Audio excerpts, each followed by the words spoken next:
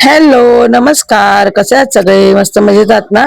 तुम्हा सर्वांना गुढीपाडव्याच्या खूप खूप खूप शुभेच्छा आहे. हे नवीन वर्ष तुम्हा सुख समृद्धी आणि भरभराटीचे जावो. तर आज बघा छान अशी सगळीकडे आधी पहिली सकाळी उठून सगळी झाडलोट केली. बघा आपलं नवीन वर्ष आहे आणि आजपासून आपल्या वर्षाची सुरुवात होते हिंदू नववर्षाची. आणि आजचा दिवस खूप मोठा असतो. 3.5 मुहूर्तापैकी एक मुहूर्त म्हणून मानला जातो. तर छान उठून बघा आधी सर्वप्रथम तुळशीकडची पूजा करून घेतली. आणि मी म्हटलं ना, जसं तुळशीच्या बाजूला सगळी देवाशी रिलेटेड जी झाड आहे, म्हणजे शमीचं आहे, बेलाचं ते ठेवलंय. तर तिथेही छान पूजा केली. आता हा जरा कोपरा मी चेंज केलाय, जो माझा बाहेर आवडता कोपरा आहे तो. त्यामुळे इथेही सकाळी दिवा लावला होता आणि खूप छान वाटतं सकाळी, इथे प्रसन्न वाटतं बसल्यावर. तर छान सकाळी लवकर पूजा केल्यानंतर खरंच आजूबाजूचं वातावरण खूप प्रसन्न होतं. त्याच्यानंतर हे बघा, जेव्हा पण मी तुळशीची पूजा करते नंतर यांचा कावकाव, आता तुम्ही म्हणाल की ताई अशा ठिकाणी का खायला घालते, ते यांना मी प्लेटमध्ये ठेवून बघितलं. यांच्यासाठी मी वेगळं असं भांडं पण घेऊन आली, पण त्याच्यात अजिबात खात नाही. अशा प्रकारे पत्र्यावर जेव्हा टाकते ना तेव्हाच खातात. काय माहिती, त्यांना भीती वाटत असेल कदाचित की त्यांना कोण पकडेल वगैरे. तर रोजचं झालेलं आता हे, रोज त्यांना एक सवय झालेली. तुळशीची पूजा झाली की यांचा आवाज सुरू होतो. तर छान त्यानंतर बघा उंबरठ्याची अशी पूजा करून घेतली. आणि हे दोन्ही साचे खास मी म्हणतात ना गुढीपाडव्यासाठी मागवले होते. आणि बऱ्याच महिन्यापासून ते मागवत होती, पण ते मिळत नव्हते. आणि बघा कसं असतं ना, योगायोग, जेव्हा आपल्याला एखादी गोष्ट पाहिजे असते ना, ती त्यावेळी मिळत नाही, ती त्याची एक वेळ यावी लागते. तसंच झालं, ती वेळ आज आली आणि मग मला हे दोन्ही साचे रिसीव्ह झाले. मी खरंच सांगते, आज पहिल्यांदाच या दोन्ही साच्यांचा वापर केला. रांगोळी पण खरंच खूप छान आली. एक म्हणतात ना, एक आपण जेव्हा एखादी गोष्ट ठरवतो ना, ती कधी कधी होत नाही, कारण ती परमेश्वराच्या पण मनात असावी लागते, कदाचित असं असेल. तर आजच्या दिवसासाठी कदाचित ही डिझाईन असावी असं परमेश्वराच्या मनात असेल, म्हणूनच मला ही रिसीव्ह झाली 2-3 दिवस आधी. छान अशी बघा उंबरठ्याची पण पूजा करून घेतली. आणि त्याच्यानंतर केलं घरातील पूजन, कारण काल जरा तब्येत डाऊन असल्यामुळे मला मंदिर काही उजळवता नाही आलं. त्याच्यामुळे आज संपूर्ण मंदिर असं स्वच्छ करून घेतलं. आणि मी म्हटलं ना की मी गजरे वगैरे घरीच बनवलेत. आणि मला ना सणासुदीच्या वेळी तरी स्वतःला असं बनवायला खूप आवडतं. असं छान वाटतं ते बघायला, आपल्या हाताने सगळं करून देणं.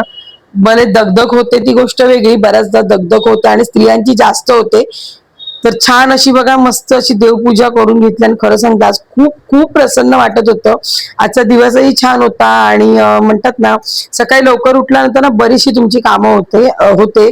आणि स्त्रियांना जरा जास्त त्रास होतो, कारण का दगदग पण तेवढीच होते, कारण आपल्याला घरकाम असतं आणि त्याच्या व्यतिरिक्त ही कामं. आणि त्याच्या व्यतिरिक्त जेव्हा सण समारंभ असतात ना, तेव्हा एक्स्ट्राची कामं पण भरपूर असतात.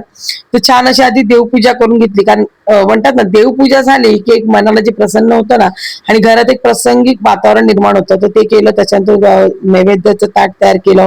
त्याच्यानंतर थोडा आराम केला, कारण का संध्याकाळी जायचं होतं आम्हाला गुढीच्या शोभायात्रेला. सो थोडा वेळ दुपारी आराम करून घेतला. पहिल्यांदा गुढी नेहमी ना सकाळी निघायचं, पण आता गरमी सध्या प्रचंड एवढी वाढली आणि यावर्षी बऱ्याच ठिकाणी ना शोभायात्रा संध्याकाळीच होत्या. सो आम्ही पण संध्याकाळीच जायचं होतं. आधी नक्की नव्हतं, कारण अक्षरशः पाय खूप सुजले आहेत. काय माहिती नाही, पण पायांना आता परत पायांनी त्रास द्यायला सुरुवात केली. पण म्हणतात ना, आवड असली की आपल्याला सवड मिळते. आणि कधी नाही ती मुलगी स्वतःहून तयार झाली. सो म्हटलं चला, तिची एवढी साथ आहे तर दरवर्षीप्रमाणे इथून जी शोभायात्रा आपली निघते, साईबांच्या देवळाकडनं जी सुरुवात होते, ते संपूर्ण गावामध्ये जितकी पण देवळं आहेत ना, तिथे मानाची गुढी जाते. त्यानंतर तिकडे गुढीची पूजा केली जाते. आणि मग ती पुढे पुढे मार्गस्थ होत परत याच देवळाकडे त्याची सांगता होते. तर खरं सांगते, या निमित्ताने ना म्हणतात ना, आपल्या सणासुदीचे जर पावित्र्य आपण राखले ना, तर आपली पिढी पण राखते. तर आता बऱ्याच जणांनी 9वारी 5वारी असं छान साड्या नेसल्यात. आणि यावेळी महत्वाचं होतं ते म्हणजे की यंदा पहिल्यांदाच इथे लेझिम पथक मागवलं होतं. आणि खरं सांगते, त्या पण बायका खूप छान होत्या.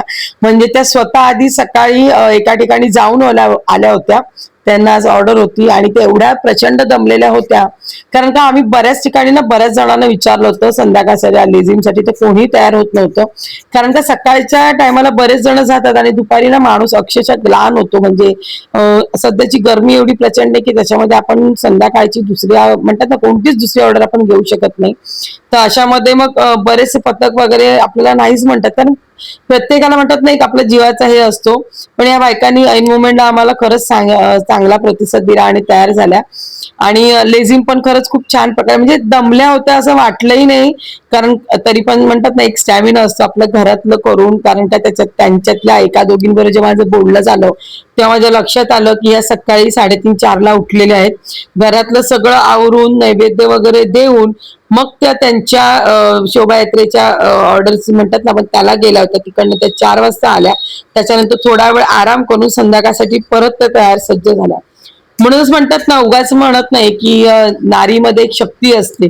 किती थकलेली असू दे, कितीही त्रास झालेला असू दे, पण तिने जर एखादी गोष्ट ठरवली असेल तर ती नक्कीच करते. म्हणूनच नारीला शक्तीचं प्रतीक मानलं गेलेलं आहे आणि तिची पूजा केली गेलेली आहे. तर खरं सांगते या स्त्रियांना बघून एक म्हणतात ना हुरूप आला. आणि असं मला वाटलं ना की आपल्याला म्हणजे लहान मुलांपासून अक्षरशः वयस्कर म्हणजे 50 म्हणजे वयस झाले, ऍक्च्युली वयस्करच म्हणू शकतो आपण, तिथपर्यंतच्या बायका होत्या आणि प्रत्येकीमध्ये बघा एक लय ताल होता. आणि असं वाटलंच नाही की ह्या सकाळी एखाद्या एखाद्या ठिकाणी जाऊन आलेल्या आणि एवढ्या थकलेल्या आहेत, एवढ्या लयबद्ध पद्धतीने त्यांचं ते सादरीकरण त्या करत होत्या. आणि खरंच खूप छान वाटलं. यावर्षी ना शोभायात्रेला जरा म्हणतात ना एक वेगळा हे आलं, कारण का दरवर्षी आम्ही सगळ्या बायका तयार होऊन निघतो 9 वारी 5 वाऱ्या निघून किंवा आमच्याकडे असतं, पण यावर्षी थोडं जरा वेगळं वाटलं. आणि आता असं वाटायला लागले की दरवर्षी असं काहीतरी केलं पाहिजे, कारण कसं बघा हे जे छोट्या छोट्या गोष्टी असतात ना ह्या आपल्या मुलांपर्यंत पोहोचल्या पाहिजे. कारण का ध्वजारोहण आहे, त्याच्यानंतर लेझिम आहे, बोंडला आहे, हे काही प्रकार आहेत नाही आपल्या मुलांना माहित सुद्धा नाही. आता बोंडला कोणाला तर माहितही नसेल बोंडला म्हणजे काय असतं. तर या सगळ्या ज्या गोष्टी आहेत ना ह्या आपल्या मुलांना उगाच आपण फक्त मी मराठी आहे फक्त मराठी बोलून मराठी पण जपता येत नाही, तर ते जपण्यासाठी ना त्या गोष्टी पण अंगीकृत केल्या पाहिजे, तरच ते मराठी पण जपता येतं. आज जे काय राजकारण चालू आहे ना मराठी भाषेला घेऊन, की मराठी बोललंच पाहिजे किंवा मराठी आलंच पाहिजे वगैरे, याच्याशी माझं दुमत काहीच नाही. पण ते मराठी पण ज्यांचं आहे म्हणजे मराठी माणसाने आधी स्वतः मराठी पण जपलं पाहिजे. आणि ते जपायचं असेल तर हे आपले जे सण आहेत ना ते पारंपरिक पद्धतीनेच साजरे केले पाहिजे. आणि त्या परंपरेचं ज्ञान होणं मुलांसाठी खूप गरजेचं आहे.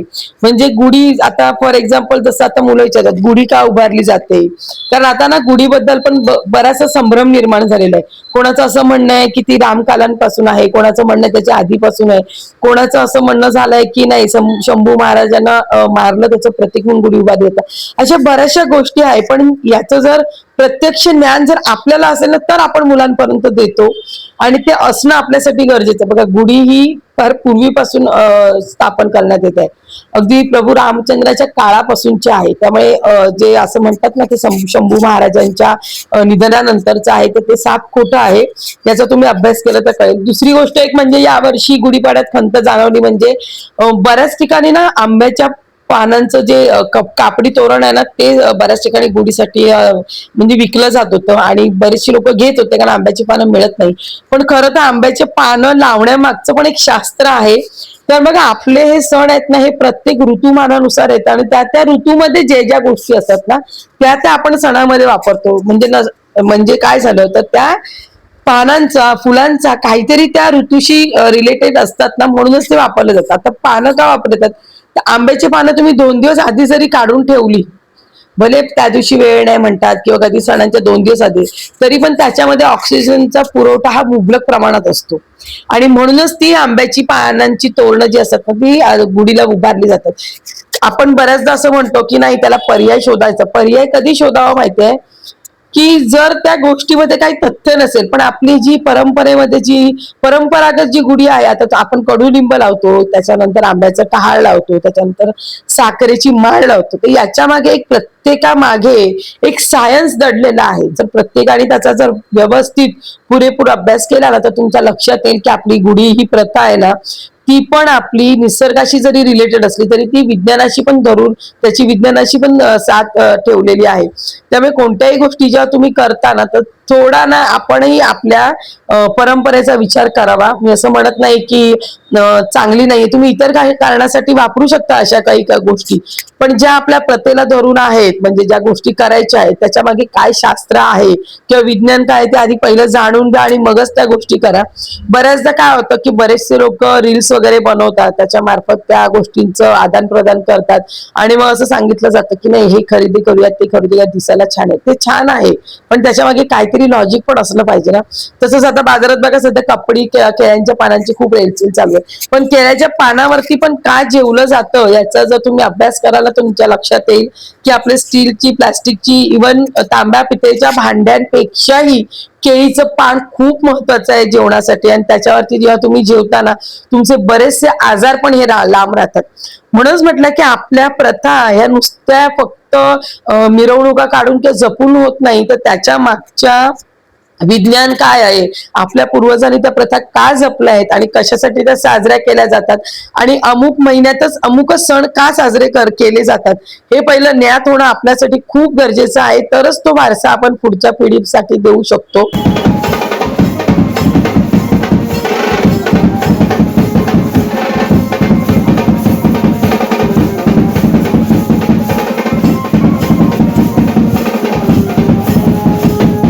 संपूर्ण गाव जेव्हा फिरून जेव्हा या ठिकाणी येतं ना, तेव्हा एक इथे थोडीशी शांतता मिळते. त्याचं कारण सांगते, कारण संपूर्ण गाव आणि एरिया फिरून आहे ना अक्षरशः पाय दुखलेले असतात, थकलेलो असतो आम्ही, आणि इथे आल्यानंतर जे सरबत मिळतं ना त्याची चव तर अप्रतिम असते, आणि दरवर्षी जिग्ना आवर्जून ते करते आणि खरंच तिचे आभार मानावेसे वाटतात. कारण बऱ्याच 1-2 वर्ष असं झालं की तिची तब्येत सुद्धा बरी नव्हती, तरी सुद्धा आवर्जून ती ही गोष्ट बघते. आणि खरं सांगते, थोडा वेळ म्हणतात ना एक रिलॅक्स, जसं म्हणतात ना गरमीमध्ये जर पाण्याचा एखादा भपका जरी मिळाला तरी आपण शांत होतो, तसं आहे ते सरबत पिल्यानंतर खरंच खूप बरं वाटतं. तिथून मग परत मार्गस्थ झालो पालखी, आणि शेवट म्हणतात ना जेव्हा शेवट जवळ येतो ना तेव्हा हे सगळं बाजूला ठेवून आपला पारंपरिक जो डान्स असतो ना, ज्याच्यामध्ये लय ताल काहीच नसतं, फक्त एक बेधुंद होऊन नाचायचं असतं, आणि ते मॅन्डेटरी आहे प्रत्येक स्त्रीसाठी. कारण ती म्हणतात ना पूर्ण थकवा जो असतो ना, तो तुम्ही किती काय करा, पूर्ण थकवा तुमचा ना याच्यातूनच निघून जातो. दिवसभराचा थकवा किती बाई थकलेली असू दे, परंतु 2 मिनिटं पाय तिचं ते थिरकले ना तर तो पूर्ण थकवा तिचा निघून जातो या सगळ्यातून.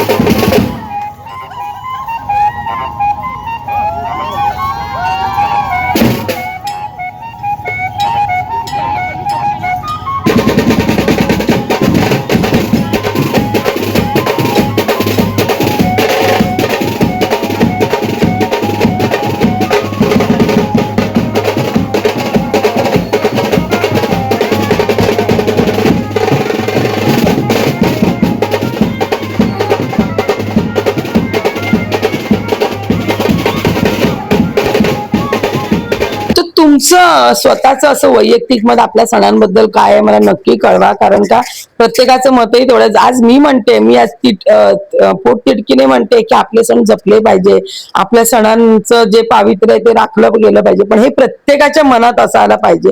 फक्त धांगडधिंगा किंवा हे करून आपले सण साजरे होत नाही. आपले सण, जी परंपरा आपली आहे ती का आहे, त्याच्या मागे काय कारण आहे, त्याच्यामधलं विज्ञान काय आहे, काय सांगते, आपले पूर्वज आपले काय सांगते, ते तुम्हाला वाटतं का आपल्या पुढच्या पिढीला कळलं पाहिजे. आणि जर खरंच तुम्हाला असं वाटतंय मनापासून, तर खरंच आपल्या परंपरा आपण स्वतः जपल्या पाहिजे. तुमचं यावर काय मत आहे मला नक्की कळवा, आणि आजचा व्हिडिओ कसा वाटला नक्की कमेंट करून सांगा, आणि आवडल्यास लाईक, शेअर, सबस्क्राईब करा. भेटू नवीन व्हिडिओ. बाय.